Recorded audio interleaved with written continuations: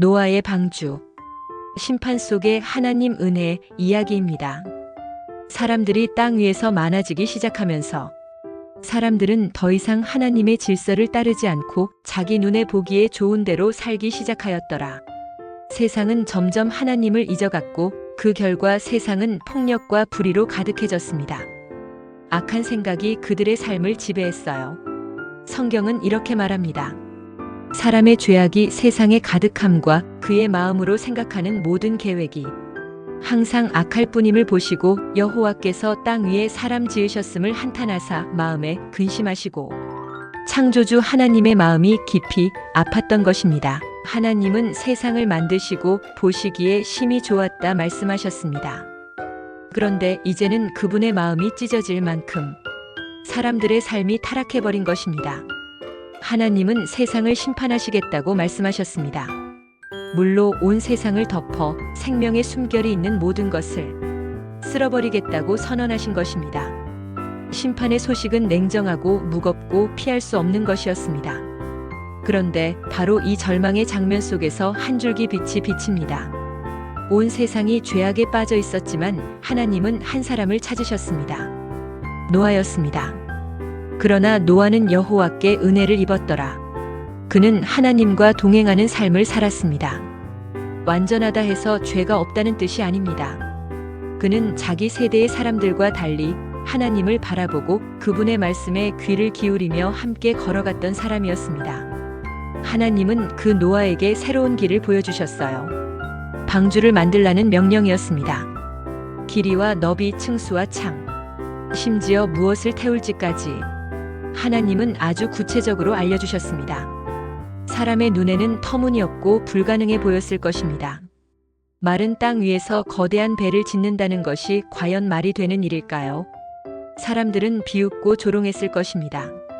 그러나 노아는 하나님의 말씀에 흔들림 없이 귀 기울였습니다. 사람들은 비웃었지만 노아는 묵묵히 그 방주를 세워갔습니다.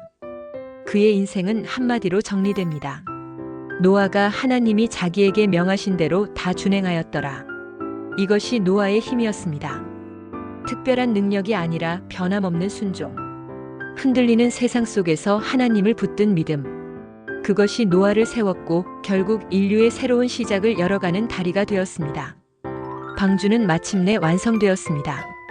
수십 년 동안 이어진 노아의 순종과 눈물이 담긴 거대한 믿음의 상징입니다. 방주는 단순한 배가 아니라 하나님의 심판과 구원의 이야기를 담은 상자였습니다. 드디어 하나님께서 노아에게 말씀하십니다. 너와 내 온 집은 방주로 들어가라. 이 한마디는 구원의 문이 열리는 순간이었습니다. 하나님은 또한 정결한 짐승은 7씩, 부정한 짐승은 2씩, 공중의 새도 7씩 데려오라고 하셨습니다.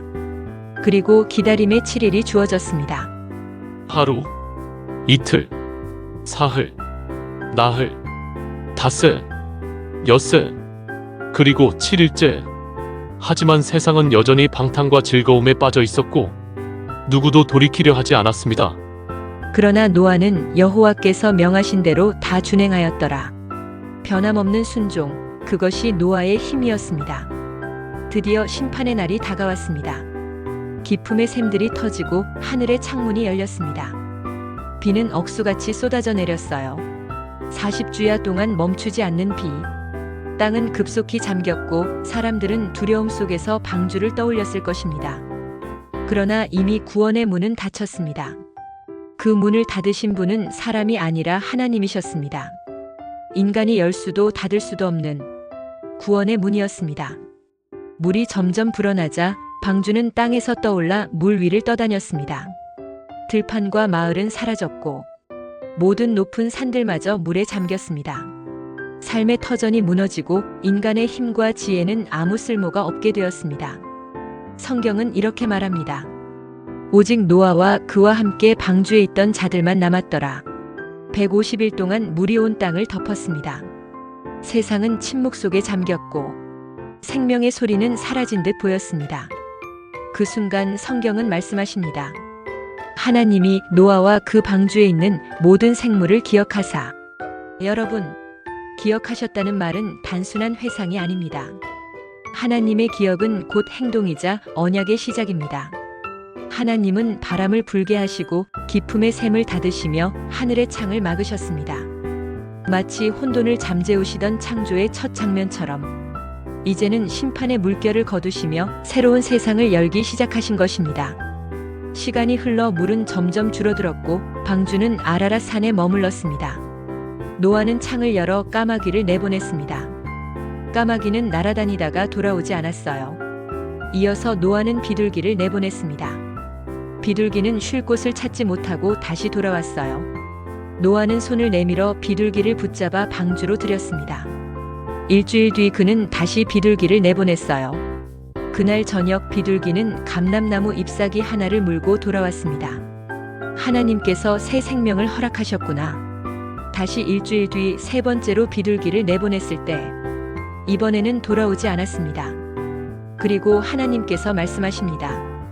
너와 내 아들들과 내 아내와 내 며느리들이 다 방주에서 나오라. 너와 함께한 모든 생물도 데리고 나오라. 이제 새로운 세상이 열리고 있었습니다. 방주의 문이 열리자 짐승들이 뛰어나오고 새들이 날아올랐어요. 홍수 이전과는 전혀 다른 세상. 그러나 여전히 하나님의 은혜가 흐르는 땅이었습니다. 그때 노아는 가장 먼저 제단을 쌓았어요. 성경은 이렇게 기록합니다. 하나님께서 그 향기를 받으셨다고 그리고 마음에 결심하셨습니다.